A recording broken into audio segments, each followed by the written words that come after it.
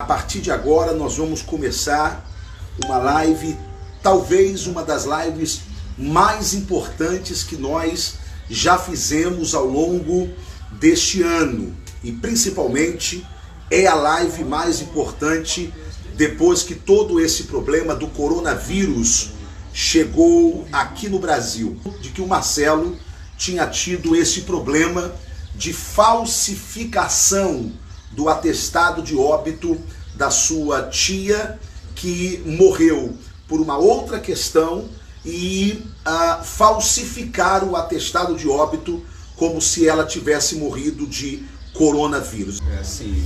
Primeiro, boa tarde a todos, né? Como foi dito pelo meu amigo deputado Antônio de Paula, já há 4 anos a minha tia ela vem sofrendo de um problema de efizema pulmonar, né? Ela foi diagnosticada nessa patologia, efizema pulmonar e fibrose. E no período em que foi dado o diagnóstico, né, com muita clareza, o estado já estava muito avançado, e o médico com muita clareza reuniu parte da família e disse que ela só teria mais 3 anos de vida. No início desse ano completou os 3 anos, né? Ela até passou um pouquinho, né, do período que os médicos haviam dito, né?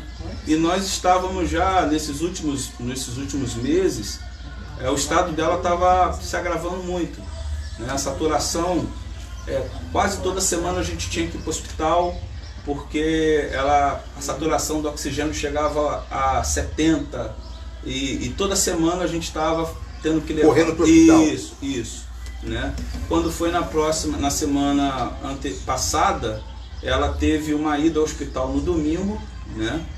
Ela foi internada no domingo à noite e foi liberada logo em seguida na segunda-feira pela manhã, né? Sem nenhum diagnóstico de coronavírus. Ela já tinha um histórico no Hospital Carlos Chagas, né? Ela já estava sendo tratada lá já há bastante tempo. Então, quando ela chegava lá, as pessoas já sabiam, né, pelo histórico, mais ou menos qual era a patologia dela e davam aquele tratamento para ela. Deixa eu te perguntar, Sim. quando ela foi internada por conta desse efizema pulmonar histórico, ela ficou na ala onde possui o coronavírus, porque todo hospital, né, que está tratando Covid-19 separa uma ala, não é? Sim. Para aquelas pessoas que vão ser tratadas. Sim. Ela ficou nessa ala? Então, deputado, o que ocorreu? Como eu disse, no domingo ela foi e retornou em casa. A saturação dela reduziu mais ainda quando foi na terça-feira. A minha esposa, ela tem um conhecimento no posto de saúde aqui próximo da nossa casa, uma doutora que já cuidava dela aqui, né? Ela esteve aqui na casa e disse: olha, na verdade o tempo dela chegou. Sim. Vocês têm 2 opções: ou vocês vão dar a ela uma morte em dor, internando ela, porque ela vai ter o apoio dos aparelhos para ela poder respirar, porque ela já estava puxando o oxigênio. Sim. E não... Ela se despediu de todos nós praticamente aqui, né? Ela ainda teve tempo? Despediu de mim, o favor de cuidar dos 2 filhos dela. Vai prestando atenção, você que está em casa, você que está me acompanhando, o tamanho da covardia dessa turma que está falsificando o atestado de óbito para aumentar o número de mortes por Covid-19 no Brasil. Vamos lá. Então, ela se despediu de mim, se despediu da dona Marilze, que é a senhora que está aqui, que sempre cuidou dela nesse período, né? E aí a doutora falou: ou vocês ficam um tempinho mais com ela aqui em casa, sabendo que talvez de hoje para amanhã ela possa partir dormindo, ou vocês levem ela para o médico. Nós decidimos levar ela para o hospital, Dar uma morte mais digna para ela, né? Tá. E aí ela foi internada, né, à noite, nesse dia. Quando o médico veio, depois de 1 hora, o médico veio, o médico que foi o responsável pela internação, ele disse simplesmente que ela... Lembra o nome desse médico? Não. Porque não lembro. Não. Doutor Luiz. Doutor Luiz, o senhor? Doutor Luiz. Doutor Luiz. De qual hospital? Do Carlos Chagas. Carlos Chagas. né? Doutor Luiz do Carlos Chagas. Isso. Ele, na verdade, foi cordial. Sim. Ele foi uma pessoa, assim, extremamente bondosa. Parabéns, doutor Luiz, parabéns. Né? Ele nos informou do estado dela, ele até falou, olha, a gente já está sabendo mais ou menos da patologia dela. Ela foi entubada e ela está na sala vermelha e ela voltou a oxigenar com os aparelhos 100%, saturar 100%. Nós saímos de lá tranquilo, né? E fomos informados que no dia seguinte o hospital entraria em contato para dizer sobre o estado de saúde dela. No dia seguinte, né, a gente foi até o hospital, ninguém ligou para a gente foi até o hospital, mas a gente lá teve a informação de que ela saiu da sala vermelha para a sala amarela. Sim. Simples, da sala amarela vermelha para a sala amarela. A amarela com oxigenação. Tá, ok. Simples. Né? E aí, na quinta-feira pela manhã... Nada da ala do Covid. Em nenhum momento. Ela está na ala de tratamento normal de gente que não tem Covid-19. Sim. Ok? Sim. Um aparelho respiratório. E aí, o que ocorreu? Na quinta-feira que nós recebemos o telefonema do hospital para comparecer com os documentos, nós já sabíamos mais ou menos o que havia acontecido, né? Aí nós chegamos no hospital, veio um médico, a gente ficou aguardando o médico, a minha esposa subiu junto com o meu primo para poder falar com esse médico, e o médico, quando se dirigiu a eles, esse foi o diagnóstico do óbito. Preste atenção, o diagnóstico do óbito, eu vou pedir que você compartilhe, porque hoje nós estamos aqui desmascarando essa máfia do Covid-19. Essa máfia que está sendo remunerada, que está sendo controlada pelo governador do estado do Rio de Janeiro, Wilson Witzel, pelo governador João Dória em São Paulo, para forjar a morte de pessoas como se elas tivessem morrido por Covid-19. Forjar. Por que forjar? Porque uma coisa é você achar que a pessoa poderia ter, ok? Porque ela vinha sendo tratada como se fosse Covid, ok? Mas esse caso não, e outros casos também não. O absurdo está tão grande que basta a pessoa chegar no hospital e morrer, e sai com óbito de Covid-19. Então vamos ao laudo do médico. Vamos lá, Marcelo. Então, quando ele se apresentou à minha esposa e ao meu primo, que é no caso filho da minha tia, da dona Ivanice, que faleceu, né? Ele foi direto, ele disse, olha, ela teve uma parada às 6 horas da manhã, uma parada respiratória e uma parada cardíaca. Nós tentamos reanimá-la e infelizmente nós não foi bem sucedido. Vocês ouviram?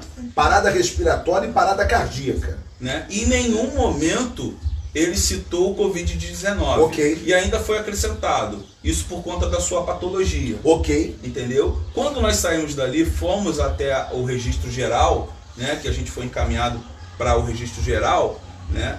Aí eu acho que é ali que começa o esquema, né? Ok. Porque só pode entrar uma pessoa por conta do surto. Vai prestar atenção. Só foi o meu primo, né, já abalado emocionalmente. Que é filho dela. Né? Ele sentou lá na mesa com a senhora. Foi dada a ele, teoricamente, toda aquela assistência, orientação. Não. Pessoal, estão todos aqui, tá certo?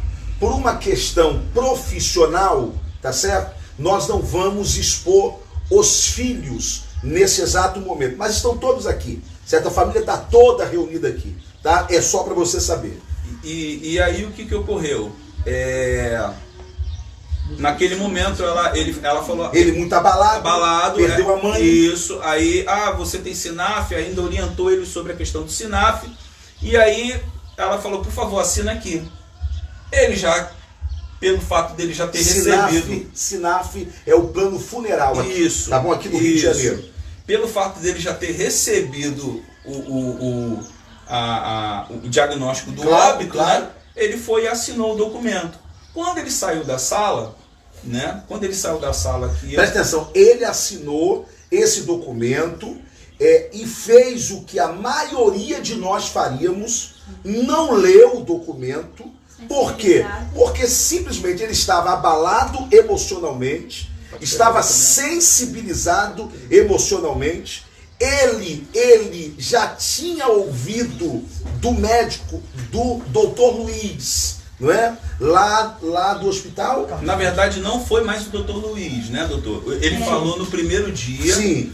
Já era uma outra equipe médica. Ah, já era uma outra equipe médica. Isso. Então, essa outra equipe médica tinha dito qual foi o laudo, ou seja, qual foi a razão. Ele, sem ler, obviamente, como a maioria de nós, abalado, assinou e pronto, acabou. Certo? Assinou aí o laudo. Que nós já vamos mostrar aqui o laudo já. Aí vamos lá. Então, o que aconteceu? Quando ele saiu, aqui está o laudo. Esse aqui, na verdade, mas aqui fica bem mais claro, né? Olha aqui.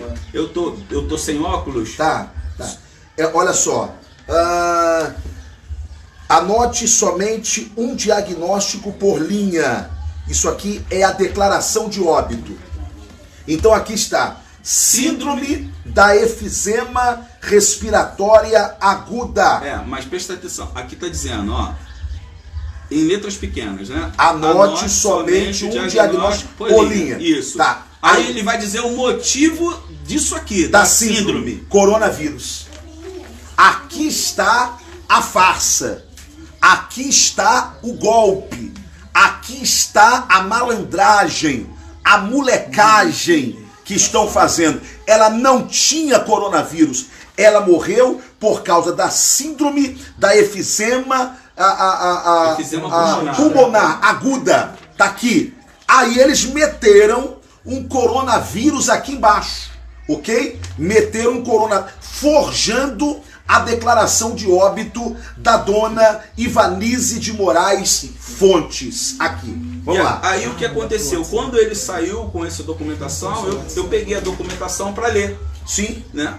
Para ler, porque eu já tinha mais ou menos a ideia do que está acontecendo no país. Sim. E aí, quando eu comecei, eu procurei aqui a causa, eu vi que eles acresceram o coronavírus. Sim. Minha esposa e eu, nós fomos à sala, nós questionamos a senhora lá do Registro Geral, que aí encaminhou para a doutora.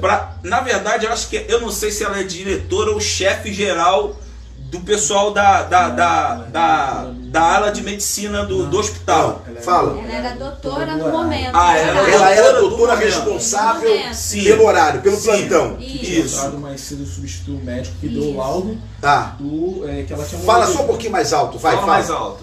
Isso. Essa doutora, ela rendeu o médico. É que ele não vai aparecer, tá, pessoal? Vamos lá. Rendeu o médico que tinha dito que ela tinha falecido devido ao enfisema. Sei. Ela rendeu ele e já veio falando sobre essa questão do coronavírus, que foi algo novo. Que ninguém tinha comentado, nem desde que ela entrou, certo, até a hora que o médico falou com a gente. Certo. Entendeu? Ela assina aqui alguma coisa, essa doutora? Foi a doutora que assinou o laudo. Ela que assinou aqui? Sim. Doutora Ana Cláudia Regê. Doutora Ana Cláudia Regê. Doutora Ana Cláudia Regê, CRM 520 110 52 56. Doutora Ana Cláudia Regê, que assina esse atestado de óbito forjado, ok? Doutora Ana Cláudia Regê. Pode lá continuar. Então, quando nós saímos da sala, só poderiam ir 2 pessoas até essa sala. Sim. Então foi a minha esposa e o meu primo. Eu já estava abalado, nervoso, claro, e eu acabei ficando. Claro. Né? Então, quando minha esposa e meu primo foram até essa doutora, o médico que estava saindo do plantão, que chegou até nós e disse a causa da morte dela, estava do lado dessa doutora. Isso segundo o relato da minha esposa e do meu primo. E aí eles começaram a conversar com eles. Ela mostrou, na verdade, a pergunta que minha esposa fez: vocês fizeram um exame de coronavírus do Covid para saber se ela... Sim.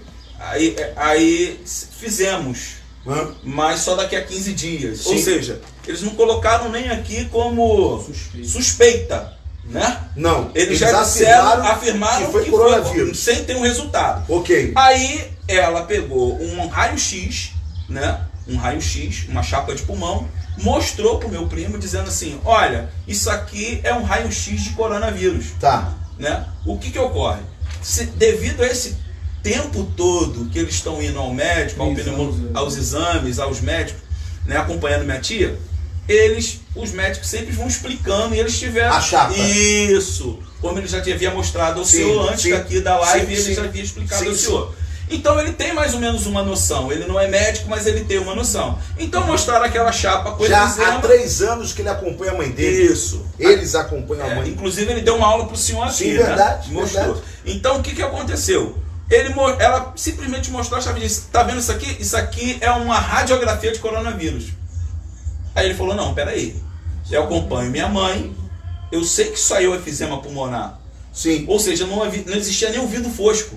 Ou seja, eles pensaram que poderia enganar, porque a pessoa é leiga. É leiga. Só que, na verdade, embora ele não sendo profissional da área da saúde, ele se inteirou por acompanhar a mãe há 3 anos, a mãe já fez dezenas de raio-x e ele sabe o que é o raio-x de efizema pulmonar. Isso. E aí, o que ele disse? Aí, no momento da discussão, ela tentou alterar um pouco a voz.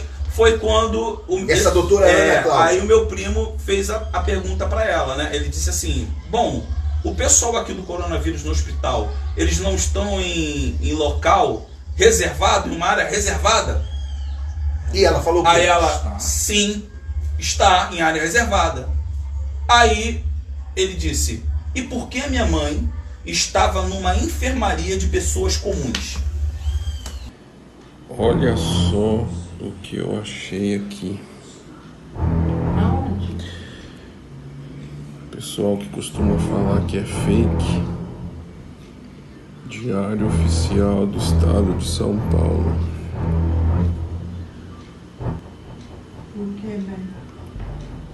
Vamos para a página 5 do dia 21 de março de 2020. Página 5. Vamos lá. Vamos ver o que esse governador está publicando.